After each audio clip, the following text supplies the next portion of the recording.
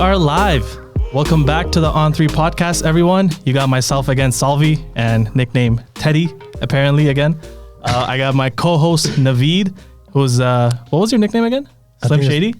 Let's go with that. Nosy Nav, that's what we call you. We'll go with that one.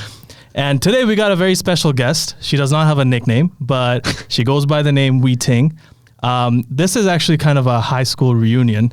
We all went to high school together at SATEC at W. Porter, for those who know, And Weiting and I also went to undergrad together. So this is very nostalgic for me, sitting across from you, because she's also the founder of Openroom, who is trying to bring transparency to the rental market. And we will get into all of that very soon.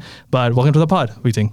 Thank you very much for having me. I really enjoyed listening to your podcast because it really does sound like best friends having fun.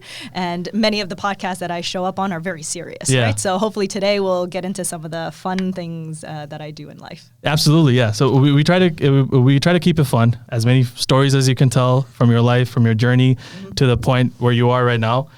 We appreciate hearing all of that. But tell us about Openroom a bit. Let's just get started off. I know that's like what you're working on right now currently. And that's, you mentioned, it's your 24/7, your life. Yes. We can rewind back to how Openroom even begun. Yep. Okay. So I've been helping my parents as an immigrant. They bought houses or they had basement units for rent. So I've been helping them over the last decade. And then after I graduated, I purchased a house and then I decided I'm going to rent it out before I move into it myself. So during that time of the pandemic, I had thought about, all right, I'm going to start growing my family. So I wanted to move back into my actual purchased house. I issued my tenants an N12. For those listening who don't know what that is, it's called the notice to evict for personal use, because in the Ontario market, before you say you want to evict someone, you have to have a reason to evict, and then you have to pay compensation for it. That quickly turned into a non-payment of rent situation. So that landed me in about $35,000 plus another $10,000 in administrative, legal, cleanup fees. Wow. So I had gone to what we call the landlord tenant board in Ontario that manages all the disputes of tenancy agreements or disagreements, actually. Yeah. So then from there, I came out with about 7 court orders. And then I had went to a website called CANLI, which is the Canadian Legal Institute of Information. They are supposed to have these orders up online, but they didn't. They just completely ignored me, didn't want to post this. And I was like, well, how do I hold my tenants accountable for this? Because I had gone through hell for about 2 years throughout this whole thing. So then that's when my co-founder and I decided, you know what, we're going to go do something about it, because we literally build software for a living. So why don't we go do it? And that's how Openroom got started. But the premise of Openroom, what we do currently, is that we help you make informed decisions. So with that, it is you upload court orders of tenancy disagreements agreements, and then we make it searchable to the public. So before you rent, you want to go onto our site, you can search Weiting Bollu to see if you want to rent from me or to me. That is very interesting. That is super helpful, because we've both been in situations where we're managing our parents' properties. Yeah. Getting to actually learning about a person's background and whether they're telling the truth or not, that is so difficult sometimes, especially because if someone wants to lie, it's not that hard to like really come across as someone you're not.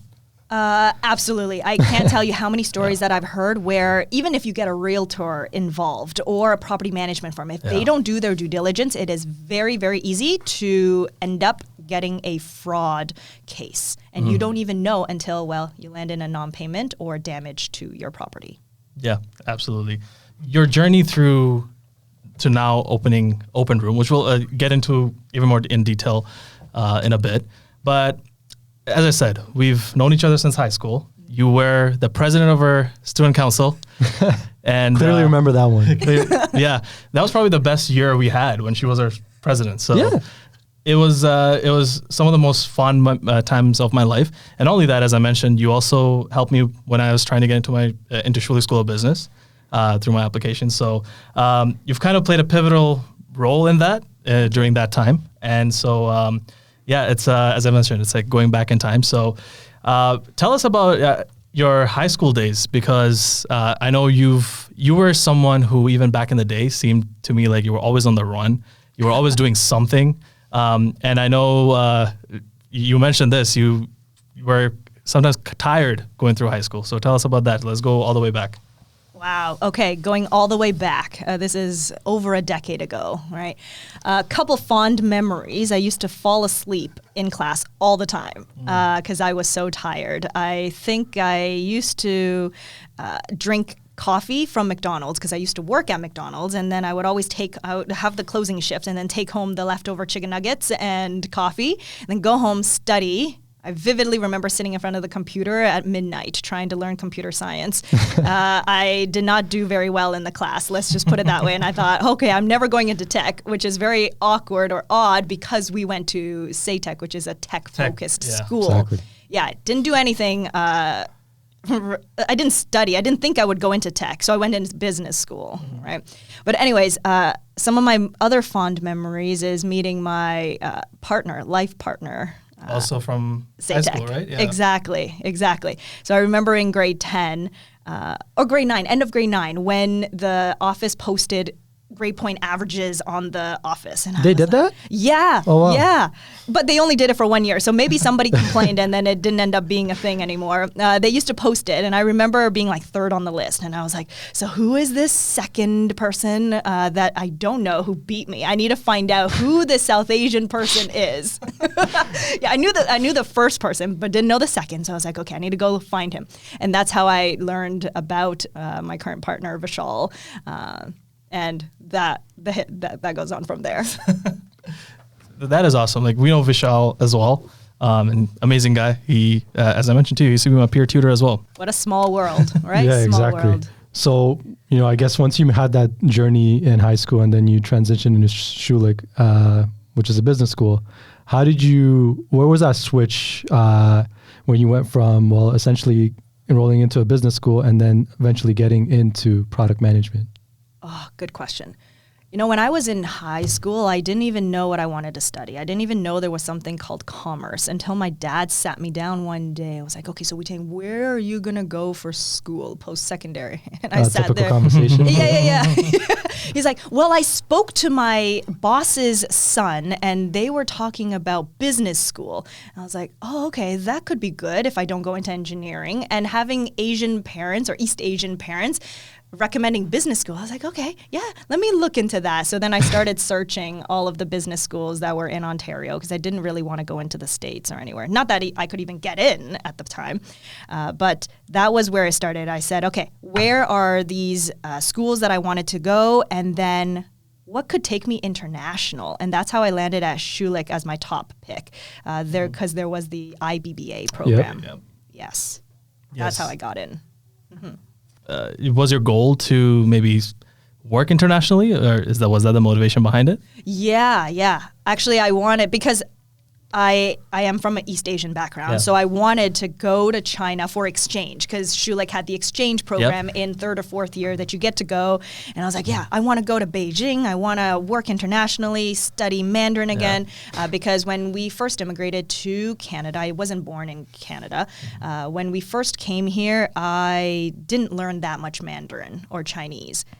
I knew a little bit. I can still speak, but I can't speak it fluently. So what that meant was that I had to go and learn it again. So I spent many days of my university life relearning Mandarin.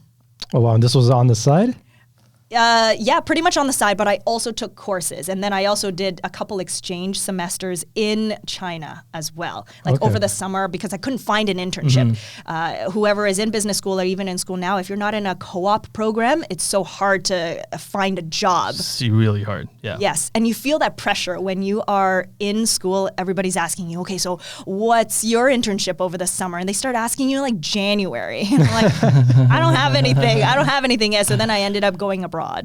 Yeah. Oh, so that's very interesting to hear that you had a difficult time finding internships, because when I looked at you were someone I looked up to, and I was like, okay, she has her life figured out. She has everything figured out. She's doing great in life. And look, I don't think it was just him. I think there was a lot of us actually that kind of, referenced you in certain point in times. Thank you very much. I would say what you see is only what you see. There are many things behind the scenes that I failed at. I had to learn hard. There were hard learnings from, and it's never all sunshine and rainbows. Absolutely, that's for everyone. And I think also going back to Schulich, one of the things I regret is not going on the exchange program. Because I was in BBA, so it wasn't like mandatory for me. But yeah, I definitely missed out because I hear so many stories of my friends from Schulich who went on exchange. I was doing accounting, and the term I had to go on exchange, I had some mandatory courses, so I didn't end up going, and I didn't even end up doing accounting. So I was like, why didn't I just go on exchange? Yes. I think that exchange was a really inspiring or life-opening part for me, because in high school or even growing up, my parents didn't have enough money. There was no such thing as a yearly annual vacation. Oh, yeah. No such thing. And so when exchange came about, and I was like, wow, okay, I can spend some money going abroad. And then everybody knew when you go abroad on these exchange semesters, it's basically a big vacation trip. Yep. So you travel, especially for me, when I got chosen to go to Thailand, I basically went all across Southeast Asia. That's amazing. Yeah, it was a lot of fun. Other than the part that I broke my arm, but that's okay. Wait, you what? Yeah. How did that happen? Yeah. Well, Vishal came to visit me in Thailand. So at the time... Did his parents know? Probably not. Yeah, no. His parents knew. Yeah. Nice. Yeah. Brown parents more chill than mine. We can dive into interracial relationships momentarily. But yeah, we were in Thailand, and then we decided, you know what, we're going to go to Bali. And then in Bali, we decided to rent a motorbike. Folks listening, do not try if you don't know how to ride a motorbike, because we tried, and then we were riding, hit the curb, and then fell. Nobody hit us. We didn't hit anybody. We just hit the curb, fell, it tipped over, and then I broke my arm. Oh, no. Yeah, and then I canceled the rest of the month-long trip that I had booked. Like, I had booked back-to-back trips to other Southeast Asian countries that I haven't gone to, and then had to cancel it all. So you end up coming back? Yes, because my parents were very, very afraid. They were like, we don't know about the doctors over there. Your arm might be forever broken. How about you just come home? We'll take good care of you. Forget the money. Just come back. Yeah. Did you ever end up riding on a motorbike again? You know what? It's on my bucket list to learn. Because it feels like unfinished business. Yeah. But I haven't learned You got to conquer that hill. Exactly.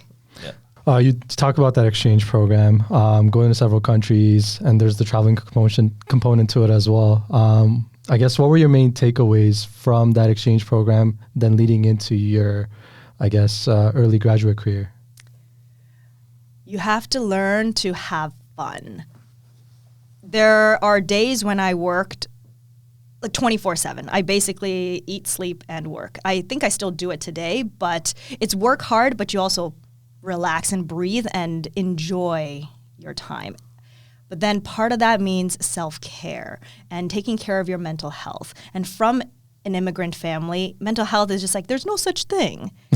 Yes, there is. And it's very, very critical. So in my career so far, I've had the experience of getting laid off, for example, and then times when I've lost a lot of money. From the example of Openroom, it's like these are moments when I go back and I say, all right, Weiting, what do you need in order to keep your mental health top notch? Because if I can't function, then I can't do anything else. And that is very critical for me. So anybody else listening to this podcast, I want to make sure that you all know to take care of yourself. No, that's super commendable, because I think, in social media and in our age right now, I think a lot of people are results oriented, which is great, right? But I think the source of that comes from within you. So if you prioritize that mental health, then, everything else will kind of fall forth. Yes. But caution when you watch these Instagram reels and photos of people on vacation. It's always fabricated, right? Because you always want to put the best out there. So take it as a grain of salt. It's very interesting you say that, because literally in our last episode, one thing we were talking about is, should social media be a curriculum in high school? Because to teach kids how to deal with social media, the realities of social media, and also how to handle the mental health issues that come from that. Yeah. You know what that course should contain? It should be, all right, you watch the actual reel or the post, and then it's like you have a second camera that shows all the behind the scenes that they actually put up, and it's really just that little component that is perfect. But everything else is just a mess everywhere. And I think people need to see that raw component, which we don't see today. 100%. So you mentioned you now getting into a bit more after you graduate. Yeah. You mentioned that you were able to buy a house. We don't have to say the exact value. You can say that if you want, but only 6 months right after you graduated. I don't know about you. I was broke 6 months after I graduated. That's true luxury already. Holy. How'd you manage to do that? Yeah. You know, I am very, very privileged, and I'll say that right here. My parents worked very, very hard. So when we graduated, my father, my mom was already thinking about, all right, Weiting, how do you prepare for the next phase of your life, right? So my support system around me, I wouldn't be able to do what I do without them. So my dad actually supported me in this purchase of this first initial house. Awesome. Of course, mortgage, down payment, I did a lot of that myself because I've also saved up throughout the years. But then he was a major play in this strategy of buying a house. I also had a great job at Bell, giving that initial start. So I started my career at Bell Canada. Yep. Was in that leadership rotational program where I got to experience different components of Bell. So starting off there, fantastic. But then how I also got the money to actually buy a house with my dad was because I saved a lot in university, and I didn't mention it earlier, but when I went into university, I also picked Shoe Lake because York University had given me about a $30,000 scholarship going in. That is amazing. Yes. So if you think about the costs of going to school and how much I saved, gosh, that's how I was able to do what I did. Were you commuting from home? No, I stayed on residence. First year, I did have to pay, I think it was $6,000 at the time. And then there's like the food plan. But then second and third year, I was like, how do I get to live on campus for free? Because I'm always like, how do I get free money, or how do I, how do I get to do things for free? How do people give me free things? So that was one of the things I looked into. And then I noticed, okay, well, you can be a residence don. And so that's how I got to live in residence for free, because I got to look after students on my floor. Wow, there you go. Yeah. University hack for people, all the people out there. You mentioned 6 months after you graduated, you buy that house. Did you know at that point in time, or even before that you wanted to start managing properties? Because you mentioned how you oversee extended families. No, I never wanted to get into the property management business. No. Or real estate business. It was more of something that I just wanted to do on the side for extended family. I mean, you also mentioned that you look after family property, right? Yep. Yeah. I think how our family looks at it is, okay, well, you're young, you're smart, maybe you went to business school. How about you look after my properties for me? You know what's going on. And that's originally how I started. I didn't know anything. And it was all trial and error. And that is how the majority of small housing providers or small landlords learn today, trial and error. We just think, okay, we buy a property, oh yeah, we're going to rent it out, and then it's passive income. But it's not passive income. There is so much involved in running a good compliant rental business. Absolutely. And sometimes, I tell my dad, I'm like, do you need this house? You know, like, you have enough invested in it. Maybe just take the money out, live life, and let me not have to travel all the time to take care of it. It's stressful. When you get into a tenancy dispute, extremely stressful, because it's not just a financial non-payment of rent. It is your house being taken hostage, basically, is like, quote unquote, what people tell me when you get into a dispute. And then it becomes a mental health concern because it's now affecting your body. It's legal disputes because now you have to hire a paralegal if you want to fight it properly. So much that goes around, and there are stories or people who I've met who have had their house burnt down, who have had miscarriages. Wow. This is what people are going through, or people taking medication now for mental health concerns. Man, so where do you think this misperceived notion comes from of passive income from the real estate market? Oh, those who are really good at social media or marketing, where they talk about, okay, get rich quick, like. there's no such thing, first of all, but then they always talk about, all right, take my course and you're going to earn millions over the weekend. That doesn't happen. And then they only tell you how to buy a house, and then they don't actually tell you how to manage that investment. Exactly. And I think, I saw you posted it on Openroom's clips. One of them which was talking about the exact same thing, that it's not really a passive income. You don't factor in all the maintenance you have to do, all the stresses you have to deal with, every admin work you got to do. Like, there's so much that goes into it. It's almost like having another job. It really is. Yeah. It really is. But for most small landlords or small housing providers, it is part-time. We don't do this full-time. But the thing is, we come from a good place where we want to have that nest egg and be able to provide it, rent it out, and also be a good small business owner. And it's okay. It's how small businesses start. And I really appreciate people who open up their second homes or build lane suites now that the government has started to incentivize people for that. But the thing is, right now, in the Ontario market at least, it's so risky that people don't want to do that. And they just keep their units vacant, like their basement, because they're like, well, I don't want to end up with a bad tenant. So how do you hold people accountable so that if they end up being a bad tenant, that they will face repercussions? You know, one question I had was, I think everybody knows the prevalency of landlords and tenants and the issues in Ontario right now, but you seem like you've done quite a bit of research into it. But from a historical perspective, you think it's sort of cyclical in terms of the dynamic shift between landlord power and then tenant power?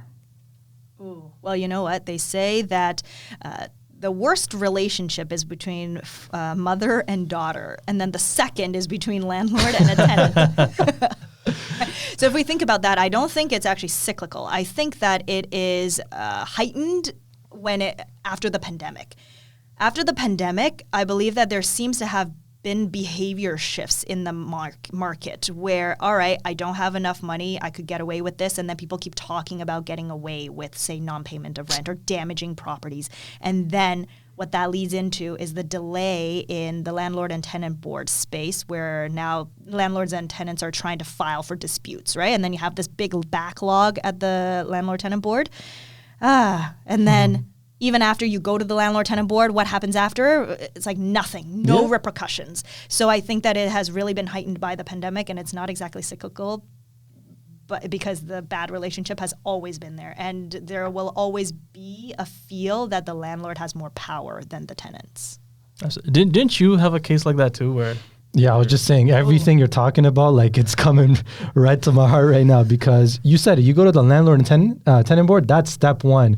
Getting a hold of the sheriff and him taking you seriously to come to your situation and attend to it, completely different scenario. He came and he's like, you know what? Ex-tenant, she's actually a serial evicted tenant. And I'm like, wow, I feel stupid. Not only did I went through all the damages and all my time wasted, I was actually the third victim of the chain. Wow. And I'm like... How did you know, though, that you were third? The sheriff disclosed that to us. Yeah. He came and he's like, oh, who's the tenant, if you don't mind me asking? And I provide the name. And he's like, oh, yeah, Pure Region. She's known for it. I'm like... Oh... Well, if only you had Openroom. Only if only, right? That is exactly the type of reaction that I hear people talk about, and that's how we landed in CBC back in January. Was because an exact same scenario as yours, where there was a tenant non-paying rent, a tenant or damaging tenant, a damaging property tenant, and then the landlord ended up going inside Openroom and then doing a search, found out that they were a repeat offender. Wow. And then they told CBC about it, because CBC actually was talking to that particular housing provider, and then CBC was like, well, wait, I've never heard of Openroom, and yet I cover landlord-tenant issues all the time. Who is this? What is this? So that's how we landed in CBC, because repeat offenders need to be held accountable. Oh, for sure. But you mentioned CBC. Interesting part about that is they don't cover this kind of stuff usually. So how did they get around to Openroom? Yeah, CBC usually doesn't do promotional stuff. So it's either like social issues, it's the news, right? Exactly. Yeah. That's really how it got started, because Mike Smee at CBC was very curious about what the heck is Openroom and why hasn't he heard of it before? And there are actually millions of people, or millions of searches being done by hundreds of thousands of people today. That's amazing. Yeah. So before we get too much into the CBC article, because I don't want to get into that and kind of what that entailed and what happened after, I want to talk more about your career leading up to Openroom. So you started off as a product manager, and I believe you built a career as a product manager. How was that? And are you, I mean, essentially you're technically, I guess, still doing product because you're an entrepreneur now. Oh, I never thought that I would get into product management, because during my time in university, I didn't even know that product management existed. Oh, yeah. Right. You only learned that after you started in tech. You're like, oh, what is that? Yeah. But a couple comments on that. I think that some people think product managers are just people who can earn a lot of money and not have to code, which is completely false. Software product managers have the opportunity to be such high value contributors to the org, because you basically own a whole bunch of what happens to the product and how people use it, that interaction. But anyways, okay, diving back, product management. I got into it because my partner Vishal actually told me that there is this thing called a product manager when he was doing his coding, software engineering interviews and internships, right? So he had the opportunity because he went to Waterloo, went to the States for some of his internships, and then he's like, oh yeah, there's something called a product manager. Maybe you could look into that. And I was like, oh yeah, that does sound cool. Let's let me see what that is. So you didn't know a product manager when you got into Schulich. So what did you actually want to become, I guess, when you first got into Schulich? I have no idea. Okay. When I got into Schulich, I didn't even join any of the Schulich clubs. Really? Yeah. I ended up really getting involved in Rotary or Rotaract. I remember that. Yeah. Yes, and that was really the one thing that I honed in on. I did some of those DECA competitions, or I was a proctor at one point for the RISE competition, but that was about it. I didn't really do anything in Schulich, so I always felt like I was a outcast. I feel that. Yeah. Yeah. Was there anything behind that feeling, or you kind of, that's just how it is? There was definitely a lot, because when you're in business school, everybody's either an accountant or going into finance, or want to be an investment banker. And I was like, damn, I don't want to do any of that. Maybe I picked the wrong field. I don't know. So I was really just feeling my way around until, Vishal and he told me about product management. But then how I actually really got into it was when Vishal and I wanted to build a mobile app. It was called Propel Me. And then we actually went back to SATEC and tried to launch something as SATEC. And I remember Mr. Mavroganis being a big part of it. He's our principal. He's our principal, or was our principal. Yeah, he was a big part and wanting us to do more, trying to help us succeed. So he allowed us to do a whole bunch of things or experiments. But that didn't end up turning out to be anything at all, because we didn't really know what product management or building a company, building a product really was. But that was my first foray into a practical product management experience. Okay, nice. So you're not, I guess, technically like a first-time entrepreneur. You've had a little bit of experience at least. What was Propel Me? What did you guys do for that? Yeah, we were building a mobile app to help with leadership resources and communications between high school students in the school. Okay. So it was like you could post your club's announcements, so you don't have to listen to the announcements every day because you can barely hear them anyways back in the day, right? So it's like, okay, we'll read about it in the app, do that. It was basically fostering an environment of extracurricular activities because, I was very big in high school with extracurricular activities. That's awesome. And when you were talking about Schulich, that was almost like Schulich therapy for me, because I tell them this all the time. When I went to Schulich as well, it's like I just kind of did accounting, but I had no idea what I wanted to do, if I even really wanted to do accounting. And that was you also feel like inadequate because everyone's like super smart around you. It's like a super competitive program, and you're like, oh, okay, maybe I don't even belong here. What am I doing here? But so it's nice to hear someone else. I mean, maybe you didn't feel exactly that way, but you were still figuring things out of your own. Oh, absolutely. One thing I want to mention to your listeners, is that when you're in a spot and you get opportunities to do stuff, know that you're there for a reason and that you deserve to be there. So yes, you might feel imposter syndrome, but you deserve everything because you have the experience, the knowledge, you worked hard to be where you are.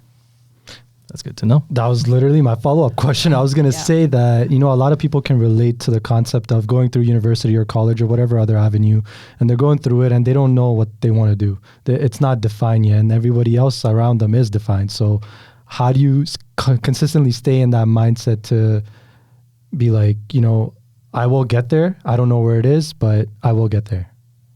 Be a curious learner all day, every day.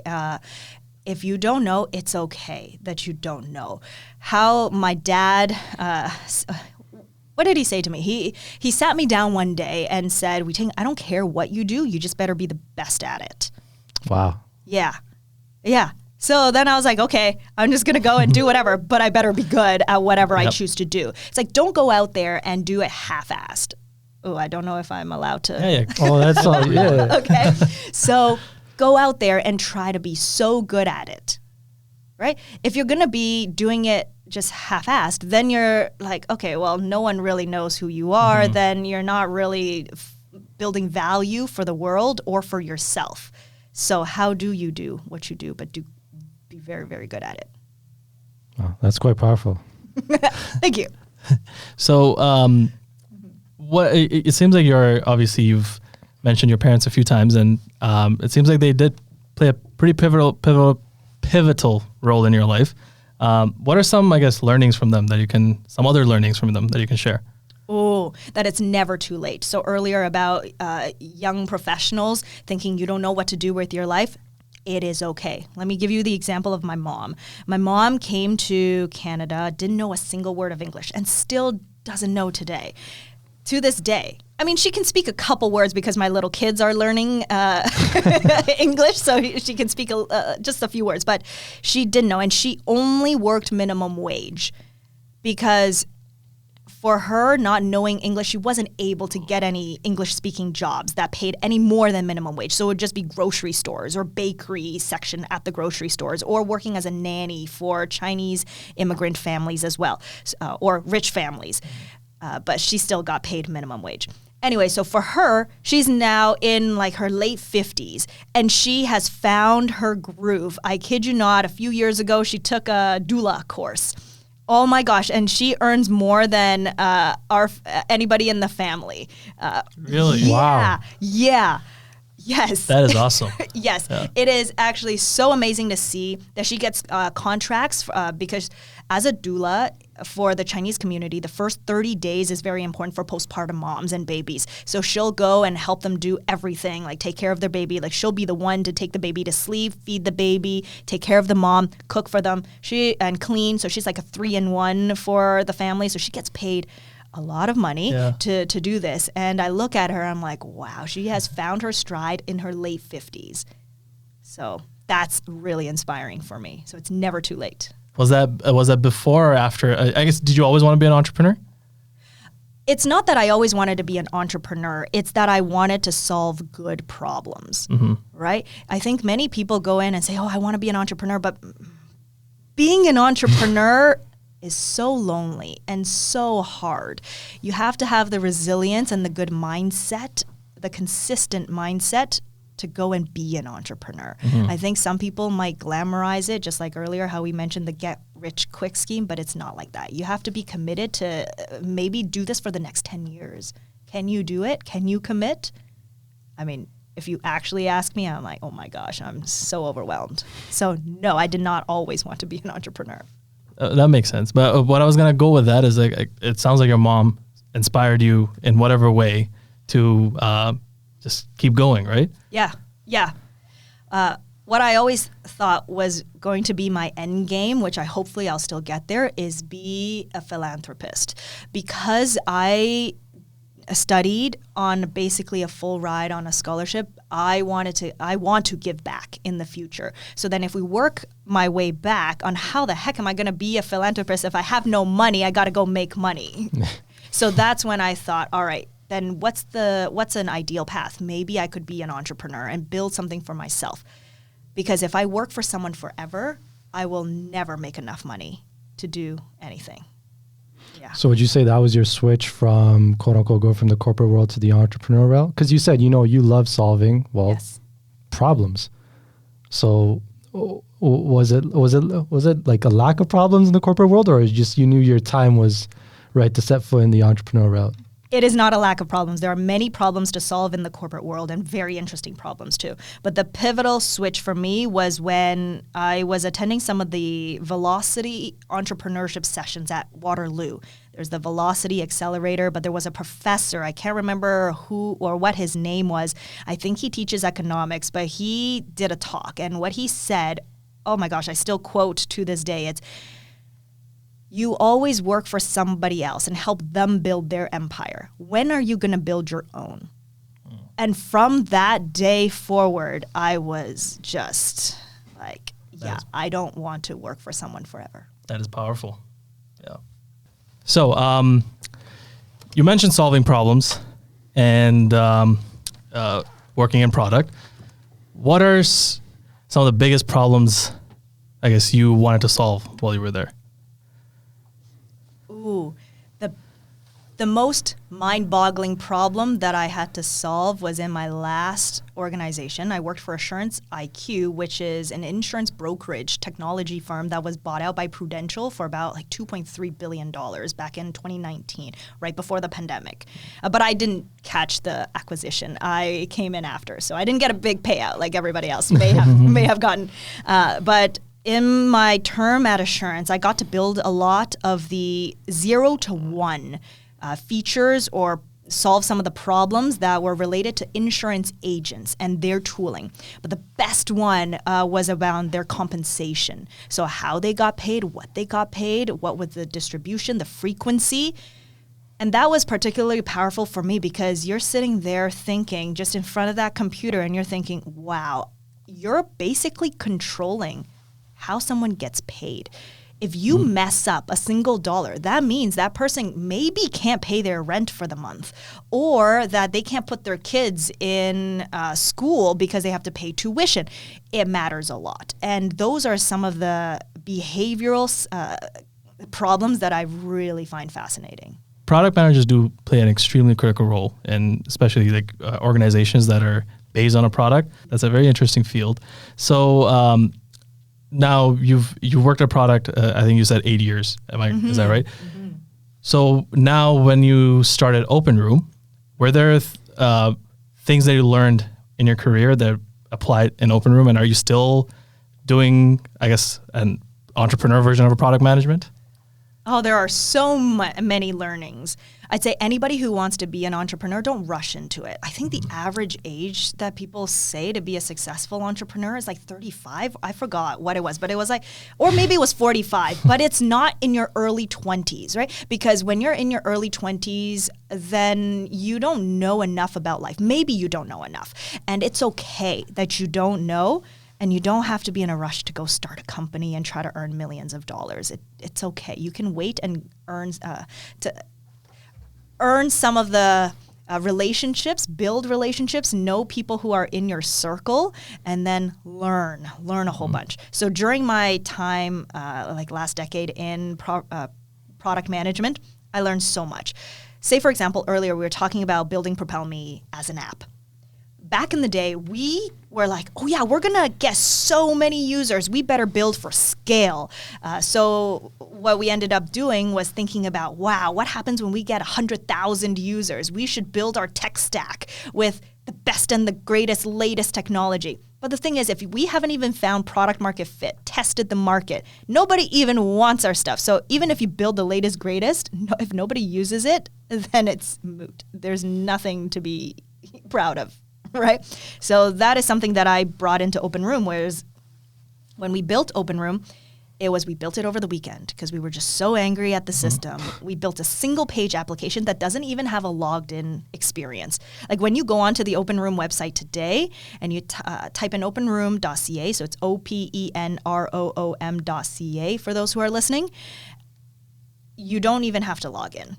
And all you have to do is just experience it. But we drive like 50,000 visitors every single month, conducting millions of searches. That's crazy. That is crazy for me too. That we're actually changing the rental ecosystem and the behavior of people in the system. I never imagined that it would be like that. So that was my learning. Basically, don't build for something at scale when you don't even have initial users. You have to make sure that your product, someone wants to use it, and that when you build for scale, that those people will continue to use it. And where did you think, when did you notice that switch from when you were working from the ground on the way up for Openroom? When did you notice that this has the potential to be scaled? When we first went out, it was that weekend, we built that single page application, just one page, right? And I remember the copy being, copy on the website saying, fight for a future, brighter, transparent future from 2 angry landlords. And we were anonymous. Nobody knew who we were because we were just so angry and we wanted to put this out there. And that's the thing I learned in my career before, which is marketing. How do you sell something? How do you tug at the heartstrings of people? So that's how we went out with that kind of language. But going back to how did we know that Openroom was going to be something that we wanted to work on? It was because we went viral when the CBC article came out. And then even before CBC talked about us, other influencers seemed to want to talk about us, and they go viral on our content. Openroom content and our brand. And I was just sitting there thinking, okay, if they can do it, there must be something interesting about us. So that's when we started sitting down, thinking about the strategy. Where could we take this into the future or in the future? That's how we really thought about it. So when you guys started it, I know it started off some from frustrations that you had.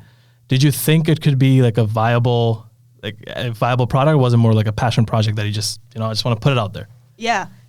I think managing properties for my extended family and what I thought throughout the years was there has to be a better way to do this, because as a small housing provider, I was not using any particular tools, but I was doing things over and over again that was super manual for me. And then I was always thinking about creating something in this prop tech space, but I never ended up doing anything successful. So I tested certain things, used certain things that I built with no-code apps. All right? Okay, yeah. Yeah, but it never really turned out to be anything. So really, when you think about entrepreneurship, it's the right problem that you're solving at the right time with the right people. Absolutely. So speaking of people, you've mentioned him a few times, your partner, Vishal. And he's also your co-founder. Yes. Right? Yes. How does that?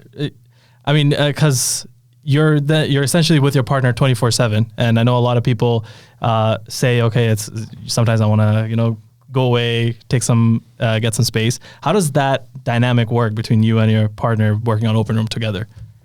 There is nobody else better to work on Openroom than Vishal with me. Yeah. Nobody better, and I think there exists a great deal of respect that I have for him. I mean, back how many years ago, I lost count now, but I didn't think that I would even want to date Vishal at the beginning. Right? Yeah, I didn't think that I would. And then in the end, it just became very organic, and he taught me a lot, or maybe he learned a lot of things from me too. And together, we really, really grew to who we are today. And when we get to debate, I get really nervous debating with Vishal. He's very strategic. If you play board games with him, I never want to play because I constantly lose. Right? But this is the type of personality that Vishal brings to the table, where he'll make me think hard. And you'd think that I'm so familiar with him. Yes, I am very familiar. So he's very comfortable just shitting on the things or some of my ideas. If it's bad, he will tell me it is bad. And not many people in my life get to do that or will do that in front of me.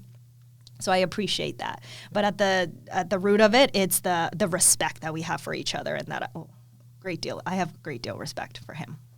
That is probably the key to working with your partner, because without that, I can imagine how you might get tired of each other working with each other all the time. So Let me tell you something, actually.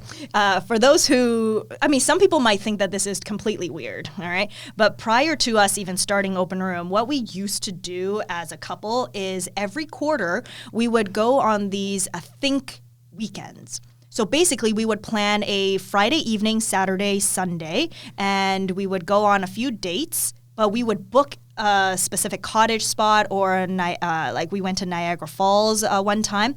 And then we would pepper in think sessions where we think about life, family, and we'll plan it out almost like in tech, what we call sprints. Right. So we would think, okay, well, in the next 3 months, what would that look like? What would each sprint of a couple weeks look like? Yeah, we would do things like that. We would do retrospectives on our life. What went well this last quarter? What didn't go well? What can we improve on together? So we're quirky that way too. That's not quirky at all. That's it's something my wife and I have been trying to do as well, which is not sprint planning. Yeah. I'll actually bring that up to her.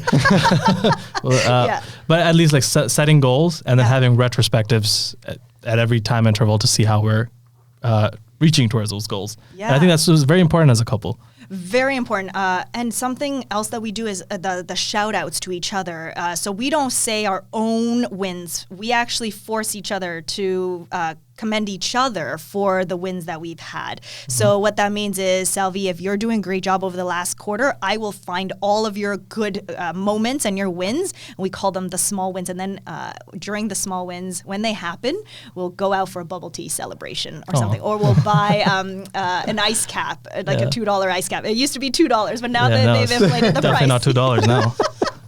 Yeah. So those are some of the things. And I think finding appreciation in each other is very critical to a good working relationship, but also a family dynamic. Absolutely. And so Vishal did software engineering, right, in undergrad, and now he worked as a software engineer. Mm-hmm. So you guys are like a match made in entrepreneurship heaven, a product manager and a software engineer. That's a catchy phrase. I like that. You know what? Prior to starting Open Room, I always said, Vishal, we need to go do something. And we have been thinking over the years, but there was never a problem that we wanted to solve so badly. How our relationship works is that I have all of the crazy ideas and then I would pitch it to Vishal and then he'll tell me, no, Weiting, that sucks. No, there's no opportunity there, right? So in the past, we have thought about various different ideas, but they were never really a go until Open Room came about. And I just kept pitching it to him, and I was like, Vishal, think about this. This is how big it could be. Mm-hmm. He didn't see it at the beginning because it was originally just like, okay, court orders. But then later on, as more people actually paid for some of our services, then he was like, wow, people are actually forking over money for us building this janky one-page site. That's incredible. And that was his pivotal point that rang to him that said, wow, we could do something really big with this. Yeah. So now you talk about goal setting. Where do you guys see or envision the future of Open Room going? Oh, that is too big of a question. I think that we have the potential to be part of a solution to the housing crisis, is how I would see it. I don't know who else will be part of that solution, but I really do think that we'll be part of it, partly because if we can give or empower housing providers to bring out more of their property, that means that there will be greater supply. Because right now, one of the issues is people don't want to rent out anymore, right? They'd rather keep their units vacant. So if you have lower supply and yet increased demand because of the seniors that are now actually downsizing, immigrants coming in, students looking for housing, and then you have the middle class trying to rent before they buy property, that's increased demand. So when you have low supply, increased demand, you'll have that fight for the house, and you'll continue to have that cyclical cycle or the vicious cycle of housing unaffordability because prices are still going to be high with low supply. So what does that do to the market? We're going to continue to be in this housing crisis. And hopefully, with more of the things that we're building, that will bring out more of the supply, hopefully. I'm also curious, I know you guys have certain goals about Open Room, and you guys have known each other for so long. You guys have kind of built this thing, envisioned this thing together. You guys are also an interracial marriage. Do you think that has a part to play in kind of the diverse thoughts and ideas that you guys have? Oh, probably. Yeah. Probably. I'd say when Vishal and I started our relationship, it wasn't all sunshine and rainbows. It was actually very difficult from my side. My family, although they're super supportive, at the beginning they were so shell-shocked at the fact that I am even considering someone that isn't Asian, East Asian. Right? And I was like, what? What? No, Weiting, why aren't you marrying someone Asian, East Asian, and rich? That would make your life so much easier. Right? Not to make fun of my mom and dad, but that was originally like their thought. But of course, we know that is not how we work in today's environment. I mean, now they love Vishal, they love the grandkids, and it's a whole different sphere. But back at the beginning, it was rather difficult. And I had those moments when I said, okay, if I can't talk to you without getting mad, then we shouldn't talk about this topic. I love you both, but I need time to breathe, and eventually we'll come back to this topic. Because they didn't know Vishal. Mm-hmm. Yeah.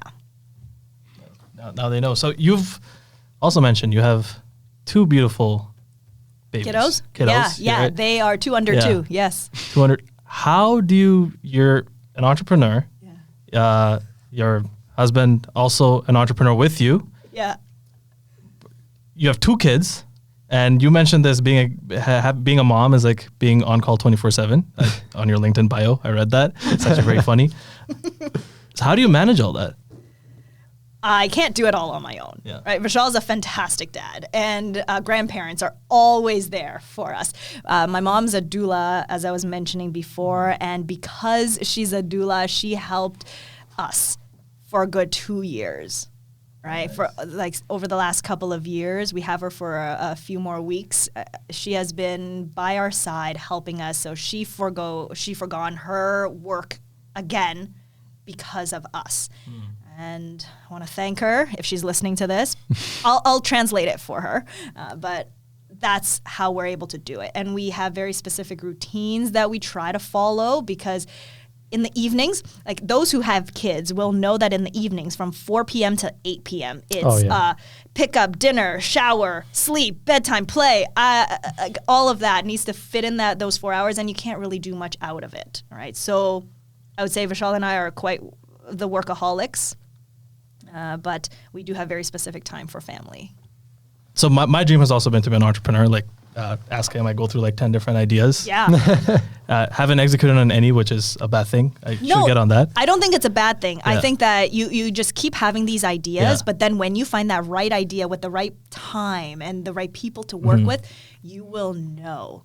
You will know. Yeah, and I'm hoping to get there. And I tell my wife all the time that, because we don't have kids yet. So I'm like, okay, I need to get this done before we have kids, because after I have kids, I'm not going to have any time. Like, how am I going to do this? But then I look at you doing perfectly fine with not 1, but 2 kids and being an entrepreneur. And I'm like, okay, well, maybe we can do it. Maybe we can have kids and I can still come up with my business idea after. I will say this. When you have kids, it does limit you from the things that you're able to do. So there are events that we get invited to that are in the evenings, that are on the weekends. And the thing is, with both of us involved in Openroom, we can't go out to all of those events. And besides, being an entrepreneur, if you're not building or if you're not selling, those events are probably not worth your time anyways. But that's besides the point, yes, I do feel a lot of the FOMO that if I didn't have kids and I wasn't tied down like this, then I probably could attend. So it's not all to say that we could do everything, because we can't, but we have to then prioritize what we actually do. Yeah, I was just going to say, you think this whole concept of having kids and then quote unquote pursuing your dreams at the same time, you think it's overplayed in today's society? No, I think that we have to stop looking at society and just think, what do we want in life? And pursuing your dreams doesn't have to be excluded or in the narrative of having kids. I think that it can go hand in hand. And if kids is something that you want to have, then talk about it with each other. Talk about the financial burdens that might bring you in the relationship, because having kids, it's stressful, but the money involved in having kids, oh my gosh, I did not think that they were so expensive.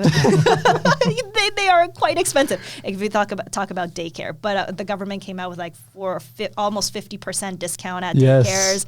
That has been very helpful when we first put our kids in daycare and we looked at the price and we were like, wow, I think that at one point they're gonna eventually do $10 a day. Daycare's gonna be like free. So maybe that will entice more people to have kids. Maybe that's why the government wants to do this. Yes. Yeah, and I'm assuming the kids also play as a significant motivator in you wanting to do your best. I do. I often think, do I want to be a parent who is never there for my kids because I work so much? And I hope that I don't end up having that reputation with my kids. I do want to be there. I want to be at the soccer lessons or soccer games.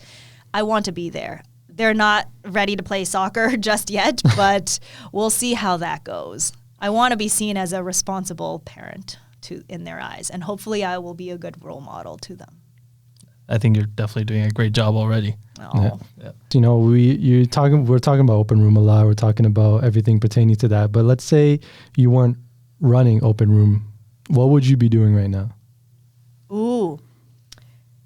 Maybe I would still be working at Assurance as a product manager.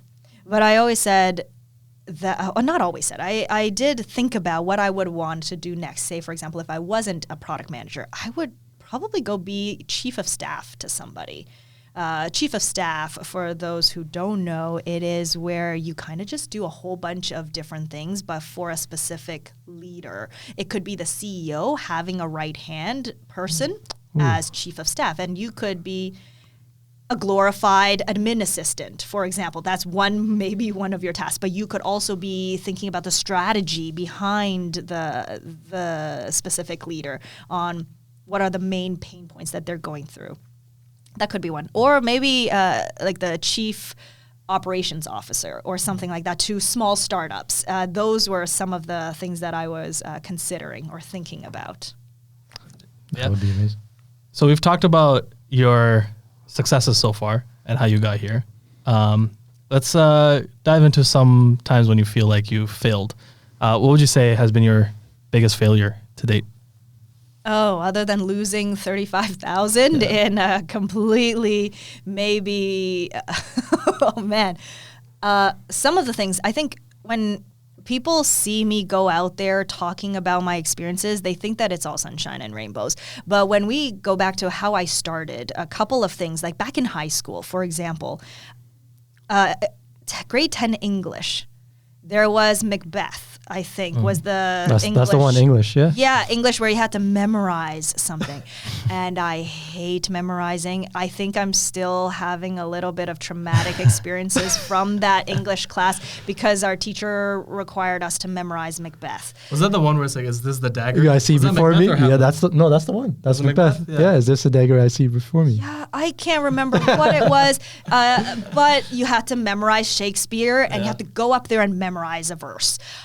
I got up there, I said one verse, and then I completely forgot the rest of it, and I think I failed that assignment. I'm pretty sure I did.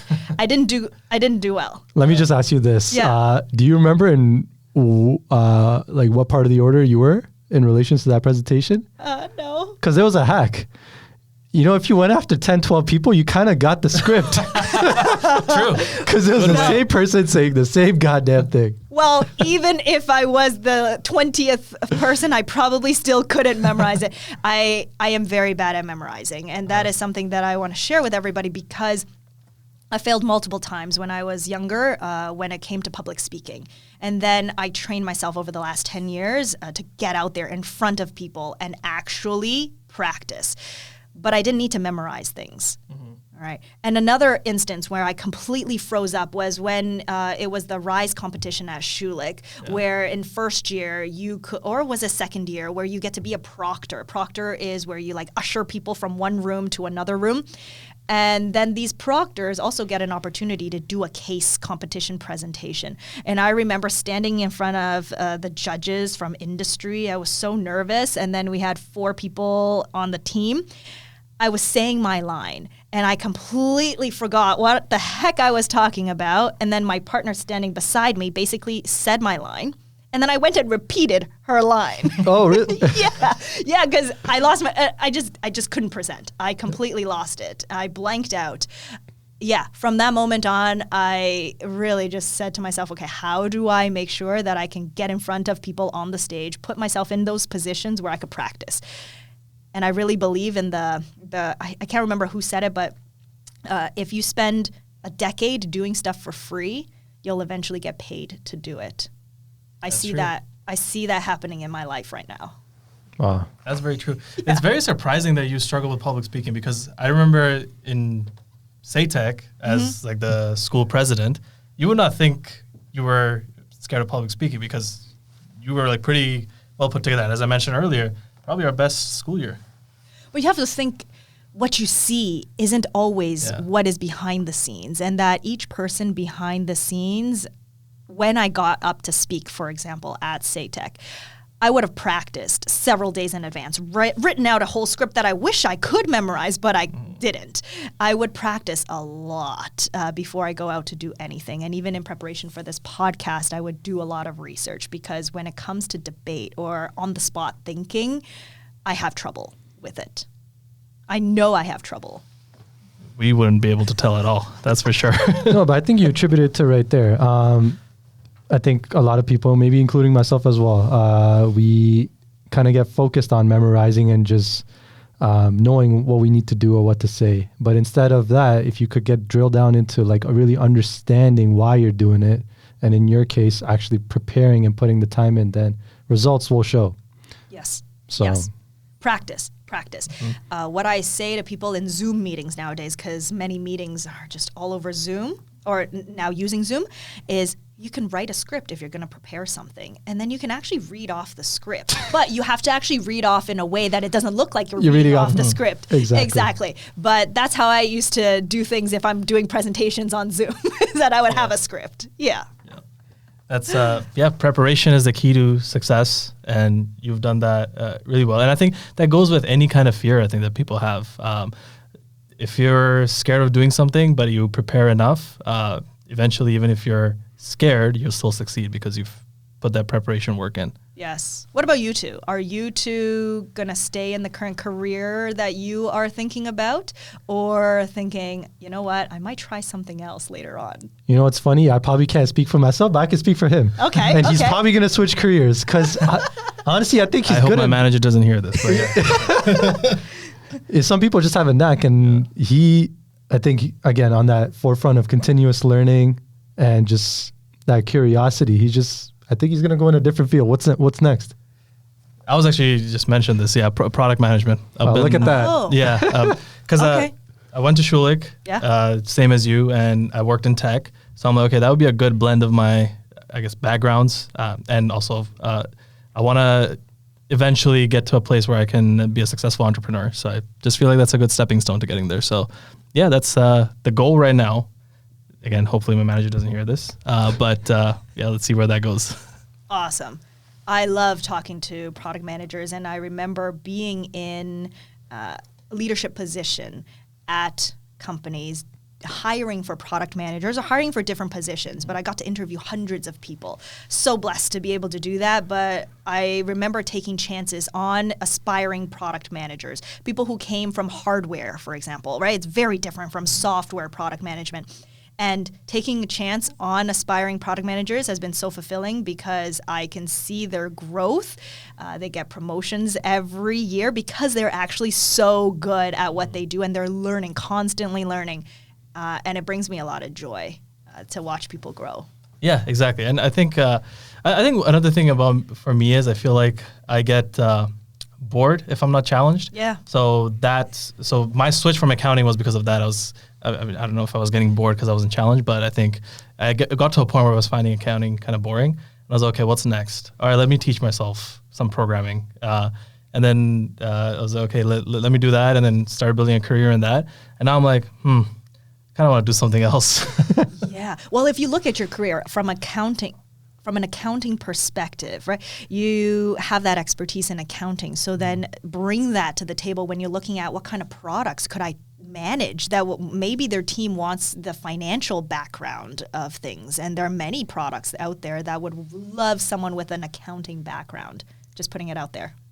Yeah, that's fair. It's a fair point. I gotta brush up on my accounting again. It's been quite a few years. So if I throw this question right back at you, what's next for Weiting at Openroom?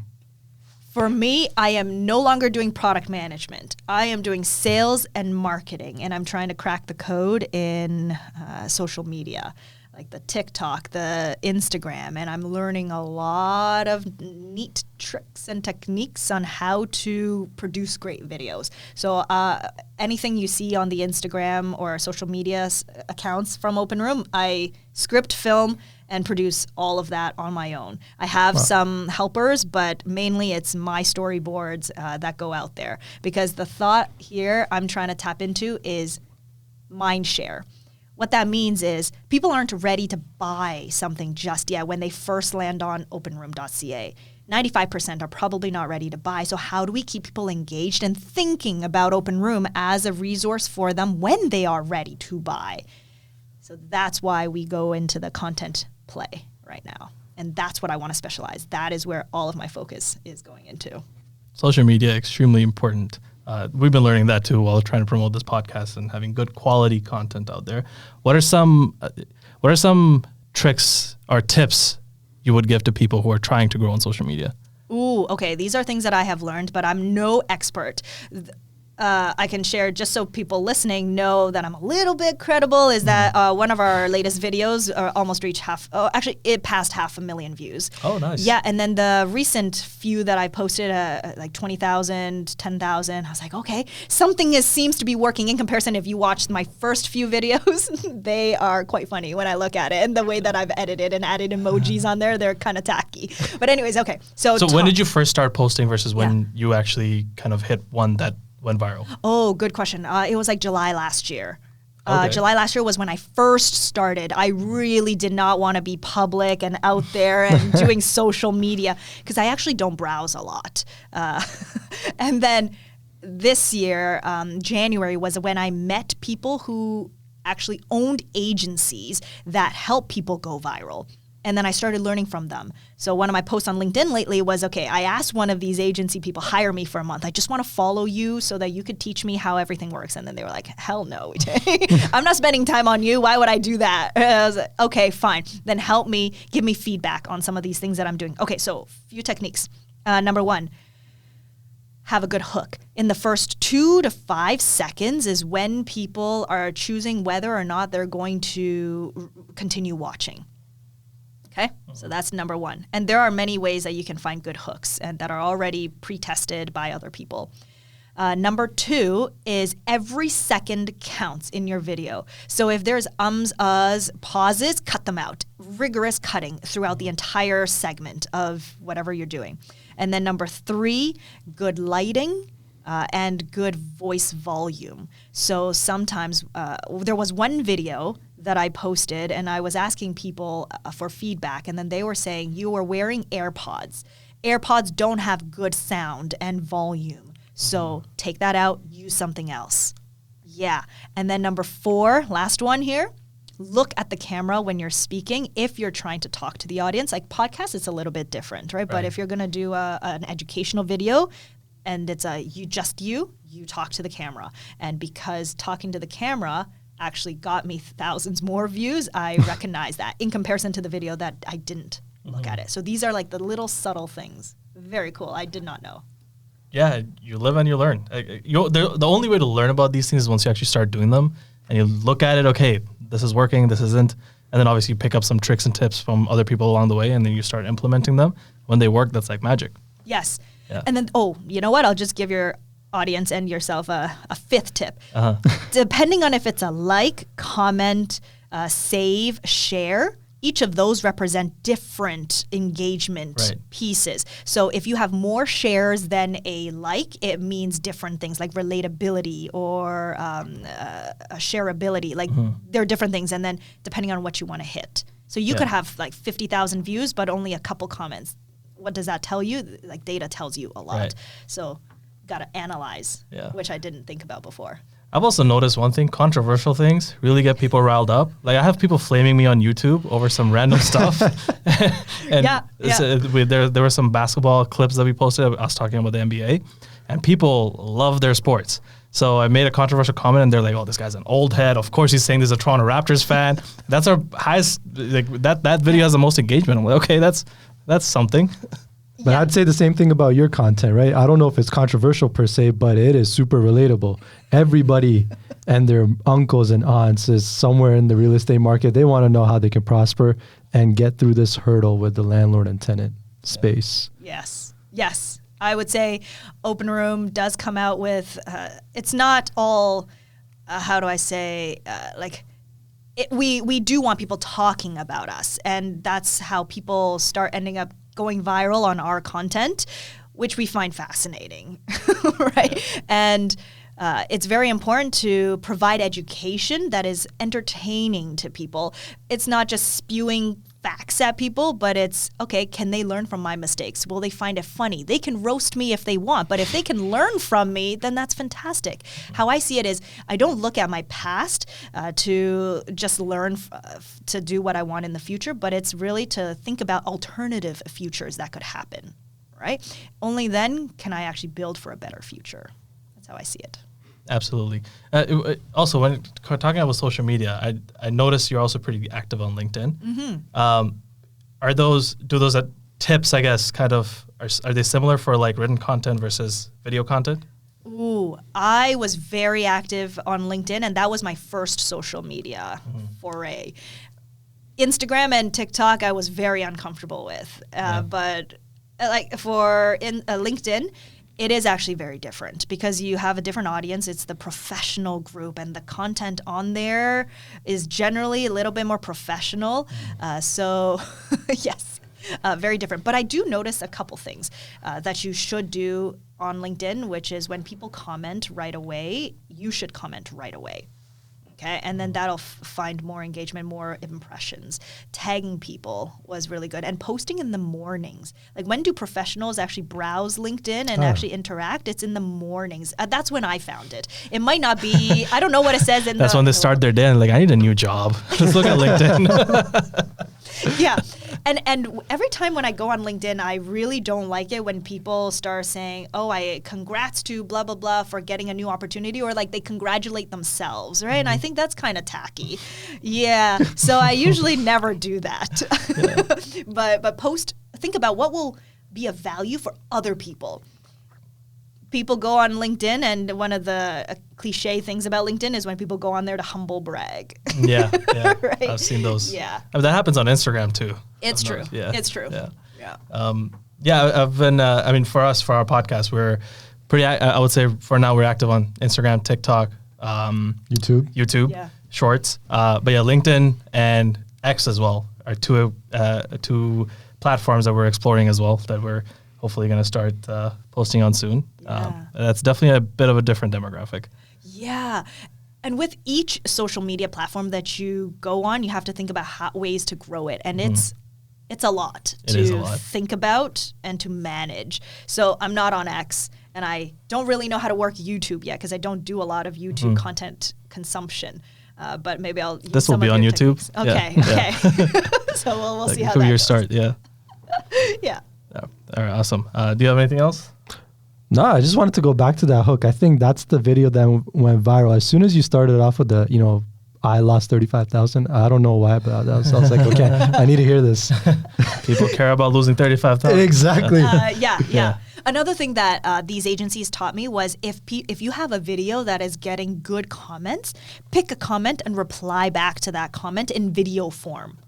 Oh, really? Yeah. So one of the comments that I had was, let's go back to what is that video? It's I lost 35,000 as a dumb landlord, and it was a list of all of my mistakes that I didn't do back in the day when I was vetting my tenant. So that's why I lost 35,000.